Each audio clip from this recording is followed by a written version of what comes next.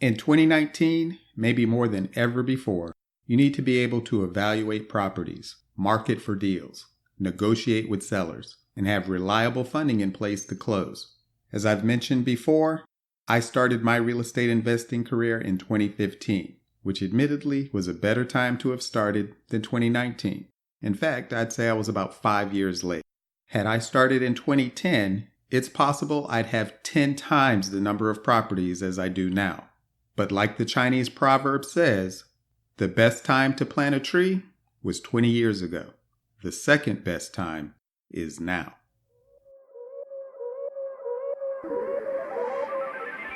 Husband, father, entrepreneur, realtor, a long list of other titles and descriptions, and landlord.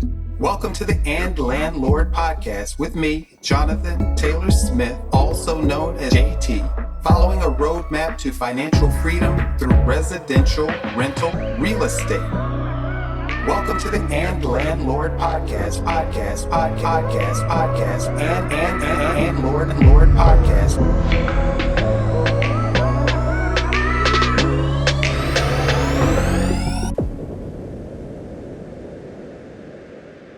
Welcome to episode number 6. Evaluate, market, negotiate, and fund. What it takes to succeed as a real estate investor in 2019. Having started my real estate investing career in 2015 instead of 2010, I'll try not to lament only catching the tail end of what may prove to be the greatest opportunity to acquire deeply discounted properties en masse that may occur within my lifetime. Likewise, you should not use the current market condition as an excuse not to get started or to grow in your real estate investing business in 2019. Sure, 10 or 20 years ago would have been a better time to start. But would you say that someone just turning 18 now, so they were only 8 years old 10 years ago, has missed the real estate train due to their bad timing of birth, and so they should not even bother with real estate investing now? Of course not. Regardless of the decade or year, irregardless of the current market condition, and what is the difference between regardless and irregardless anyway? Never mind. There are always opportunities in real estate. You just need to know how to recognize them, how to take them down, and how to perform to profit. This requires certain skills, but the good news is that it can all be learned. So how do you go about finding and acquiring rental property deals in a market like what we have today, where everything appears to be overpriced, at least from a positive cash flow perspective? At the start, I said, in 2019, maybe more than ever, you need to be able to evaluate properties, market for deals, negotiate with sellers, and have funding in place to close. So let's start with evaluating properties. Among other things, I've spent the last 4 years learning how to evaluate properties. Remember that one of the key indicators of a potential good rental property deal is where the likely monthly rent is greater than 1% of the purchase price, plus any rehab needed and other expenses. So if you are buying it for $80,000 and it needs $15,000 of rehab to be rental ready, with maybe another $5,000 for closing, holding, and other costs, totaling $100,000 all in, then you'd want to be able to rent that property for $1,000 or more per month.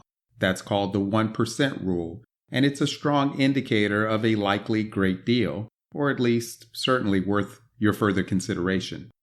Now, from 2010 to 2015 and a few years thereafter, you could almost throw a rock and hit a 1% deal in most markets. They were all over the MLS. It was not even uncommon to find 2% deals. And I've heard of some people bragging of 3% deals or better that were just sitting on the MLS for months. My personal best is just a little over 1.5%, but my properties also tend to appraise post-rehab far above what I had in them, thus allowing me to pull out most, if not all, of my cash upon refi, and in many cases also pull out a nice profit for myself, having equity remaining in the property and also still maintaining positive monthly cash flow.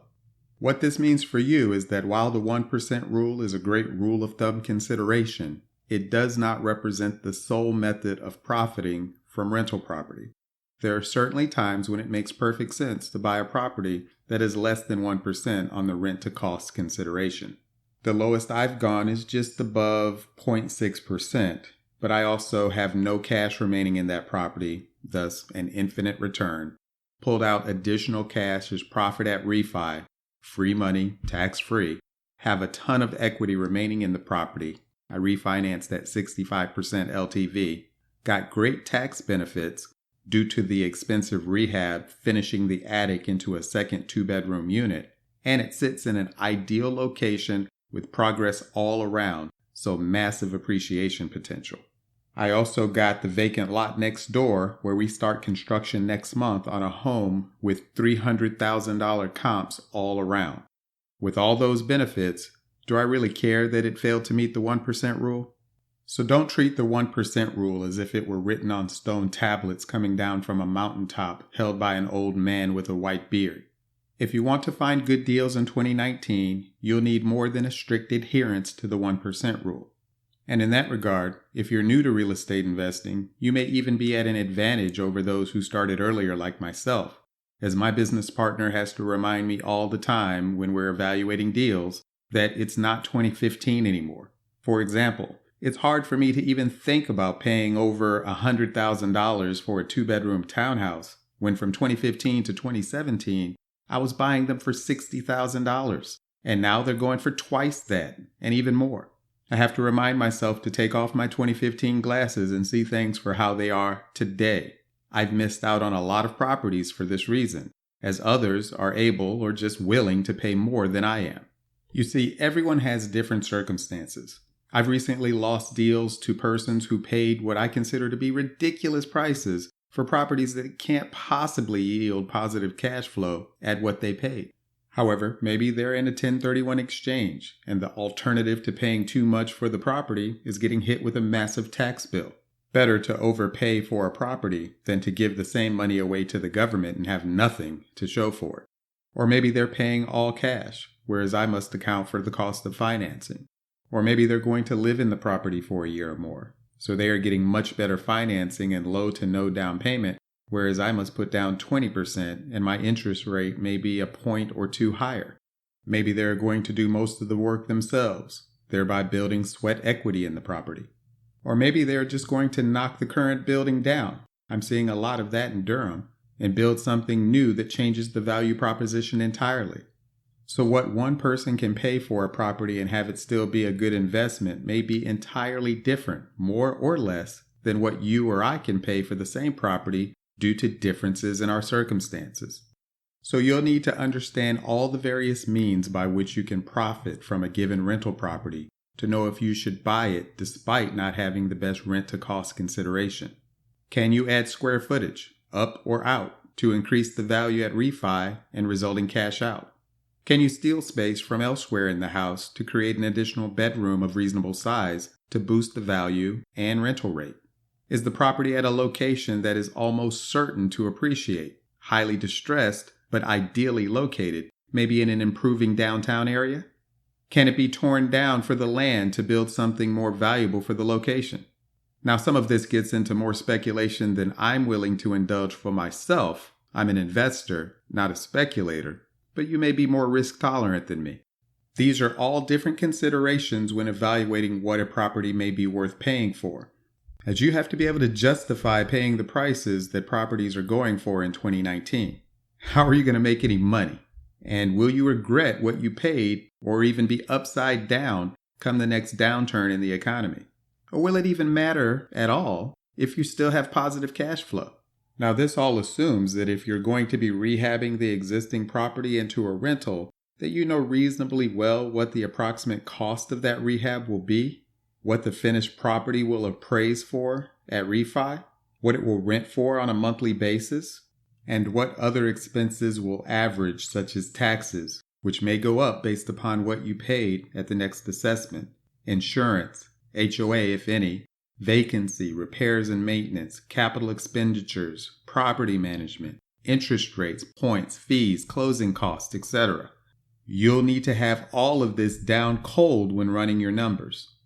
I'll go more into detail on these in another episode when I dive into how I evaluate properties for the BRRRR method that I use, which stands for buy, rehab, rent, refinance, repeat, which I believe was coined by Brandon Turner of Bigger Pockets.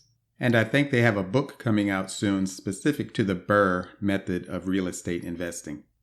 Now, let's talk about marketing. Once you know how to evaluate a property for all that it's worth or could be, you have to learn how to find them. And in full disclosure, I'm still working on that myself. Hey, we'll improve on this together. There are countless ways to market for deals.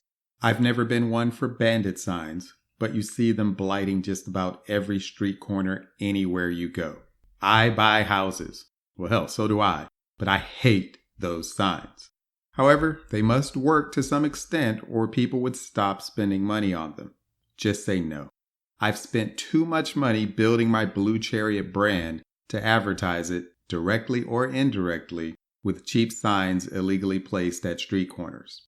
I looked into billboards a couple of years back, but it was much more than I could justify at that time. I've also looked into advertising on radio and TV, but the timing just wasn't right. I do direct mail and door hangers, which have gotten me a few properties. And I can't not do online methods of SEO, SEM, and PPC when I own a website business. So I'm into that with varying levels of success. I really should put more effort into that, as I should logically have top ranking for Durham, we, buy houses, and related keywords. I'll have to get to work on that. I like calling landlords, for rent signs, and Craigslist rental listings to see if they'd like to sell, but that's time consuming, so I'll need to set up a VA to handle this on my behalf. Lists for divorce, probate, pre-foreclosure, tax liens, evictions, code violations, etc. They all work to an extent. Really, almost everything works if executed properly and consistently. But some of it, like direct mail, takes more money than others. You can easily spend hundreds, even thousands per month on direct mail. I'll do an episode specific to marketing for deals. However, I'd like to invite a successful wholesaler on as guests to speak to their methods. Speaking of which, how do you think wholesalers are getting deals? If you are in contact with wholesalers and they are sending you properties for consideration, you should consider each one a personal defeat. That you let someone in your market who is not even going to buy the house themselves get it under contract. Then they're going to sell that contract to you, when if you were on your game, you would have found and worked with that seller directly and likely gotten a much better deal for yourself in the process. Or at least that is how I feel whenever I get a property lead from a wholesaler. But there's certainly a logic to letting others do what they do best and paying them well for a valuable service of bringing you consistent deal flow. Hey, as long as they are bringing value, go with what works. That may prevent you from needing to become an expert marketer yourself and may even remove some of the need to be a great negotiator. So let's talk about negotiating with sellers. As I said before, I spent the last 4 years evaluating deals, buying a good number of them.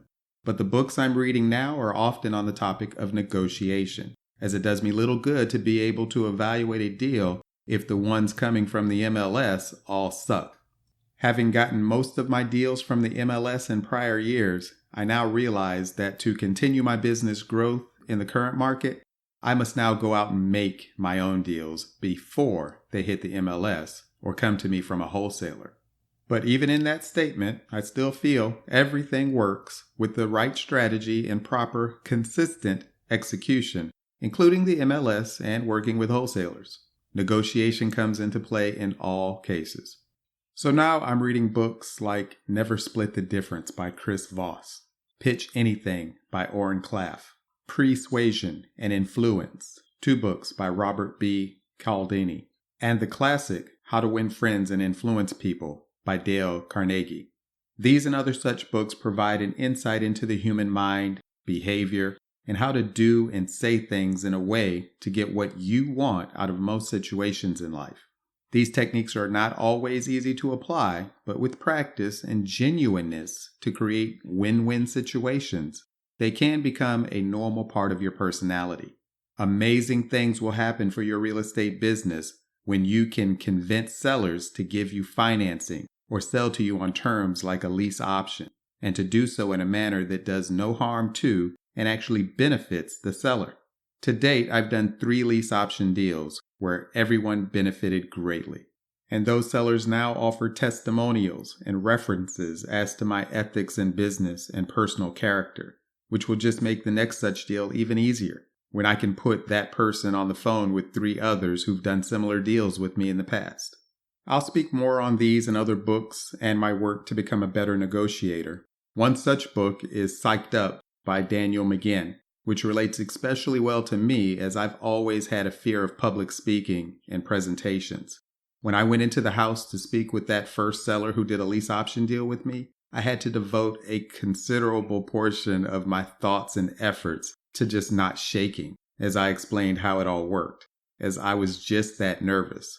But by the 3rd lease option deal, I was fine, which built confidence for my first presentation to a private lender. So now let's talk about the money. Most people think you're not going to buy anything if you don't have any money. And so they rule out real estate investing as something they can pursue, as they think instinctively that to buy a $100,000 house, naturally, you need to have $100,000. But the same person would not think twice about going to a car lot and buying a $10,000 or $20,000 car with no money down. Something about that extra zero creates a disconnect for most people that they cannot easily breach. And even when the extra zero isn't there, such as for a $60,000 house, in 2019, they are harder to find or just may not be in an ideal location or need so much rehab work that you're right back in that 6-figure zone with the extra zero coming into play again. So let me start by saying that if you can barely pay your existing bills, do not own your own home, have no money in the bank, no savings, no retirement, no insurance, and your combined score from a few frames of bowling is higher than your credit score, you may not be ready for real estate investing just yet. In that case, I suggest you start listening to Dave Ramsey or Susie Orman and get your financial life in order. They provide great advice for that. Because while you may not need a lot of money to be a real estate investor, it helps to have some. And it is even more important to be able to show at least some recent history of managing well what money you do have. Unless you have some special circumstance, you are likely to need about $5,000 to maybe $30,000 of available funds for down payment, fees, closing costs, and reserves. This can be cash in the bank, ideal, or a home equity line of credit, a HELOC, a loan from a retirement account, IRA, 401k, etc. And your credit score will likely need to be somewhere in the 700 range for the best rates, but some lenders will go lower. You'll also need to be some distance and time away from your last late payment, judgment, lien, or bankruptcy. But this all relates to your first purchase, or maybe your first few using conventional funding, such as from a bank. You can lessen or eliminate most, if not all, of these requirements by using 100% OPM, other people's money. In the beginning, OPM will likely come only from family and friends, as their love for you may overcome the reluctance to fund what is your first-time real estate endeavor. But you may also find a seller willing to offer some period of 100% seller financing or a lease option. It happens, and you won't know if you don't search, market for deals, and ask, negotiate. But the real fun is once you've established yourself as a knowledgeable and trustworthy real estate investor, because then OPM will come from those who were strangers just days, weeks, or months before. It is also when sellers are most likely to be willing to sell to you on terms, which might include 100% seller financing. Further, it is when hard money lenders, also known as professional private lenders, will bend over backwards to give you their best terms on money for your deals. Once you have a few private lenders and a hard money lender or two on your team, along with a few conventional lenders, each day that you wake in this business feels different, as your biggest problem is no longer finding money for deals, it's finding the deals in the first place. And then the dilemma shifts from concern about finding money to buy properties to finding enough properties that meet your criteria to keep your private lender's funds in use. You don't want to have funds committed to you by a lender and not be able to find suitable properties to leverage those funds continually. You'll also have hard money lenders calling and emailing you each week to ask if you found another property yet. So this becomes the primary reason for needing a highly effective marketing machine and then being able to negotiate win-win deals with those potential sellers. I'll have a future episode about finding and working with private and hard money lenders, and there's a great book on the topic called Raising Private Capital by Matt Faircloth of Bigger Pockets. So how do you become and grow as a real estate investor in 2019? Yes, it is much harder than it was from 2010 to 2018. You'll need to be able to evaluate deals properly, quickly, and from a number of perspectives. You'll need to be a proficient marketer to find properties, off-market deals to evaluate and buy. And once your marketing efforts are bringing you a steady stream of deals to evaluate, you'll need to be able to negotiate effectively with those sellers to take the deals down at a price that creates a win-win for you and the seller. And regardless, or maybe is it irregardless of all that, you won't be able to buy anything if you don't have your finances and business in order such that banks and individuals are willing to lend to you at rates and terms that make the numbers work. Your lenders are a part of your team, and on many deals it may seem as if the lender benefits more than you are, which is why I seek to become a lender myself. But without the lender, there is no deal to be had, as even the richest person does not have enough money to buy every property that comes their way. Every real estate investor uses OPM, but outside of family and friends, and oftentimes even then, it requires you to position yourself as a real estate investor who is knowledgeable and trustworthy. As no one has any money, they will be okay with losing. People work hard for their money, so it is an immense responsibility when using OPM to fund your deals. Well, that's it for now. I'll talk more about all these things, but let's bring this episode to a close as it is already the longest so far. Get into the real estate investing business. And if you are already, then grow your business in 2019. And if you have no desire to learn how to evaluate properties and market for deals and negotiate with sellers, then maybe you should be the bank for others if you are in a position to do so. Being a private lender can be very rewarding. I'll talk more about accredited versus non-accredited investors and ways of adding private lenders to your team in a future episode. But reach out to us at bluechariot.com/invest if you'd like to learn more about being a private lender on a coming project by Blue Chariot Properties. Thank you for listening to the Landlord podcast with me, Jonathan Taylor Smith, by Blue Chariot Media. Following a roadmap to financial freedom through residential rental real estate. You can find the podcast website and blog at andlandlord.com. The main company site is bluechariot.com. If you've received any value from this podcast, help me, please, to make it available to others and make sure you don't miss an episode by subscribing and posting your 5-star rating, plus share it on social media. I welcome your comments on the blog. And if you'd like to share your landlord horror story or have a comment or suggestion for the show, call 844-USA-BLUE and enter extension 263, which spells "and" on your keypad, as in "and landlord," and leave a message. It may be used on a coming show. Thank you. Be all that you are. And landlord.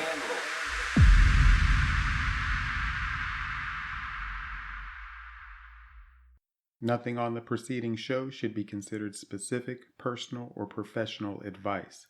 Please consult an appropriate tax, legal, real estate, financial, or business professional for personal advice. The comments and opinions of any guest are their own. Information is not guaranteed. Any investment may have potential for both profit and loss. The host is speaking solely on behalf of Blue Chariot Media, LLC.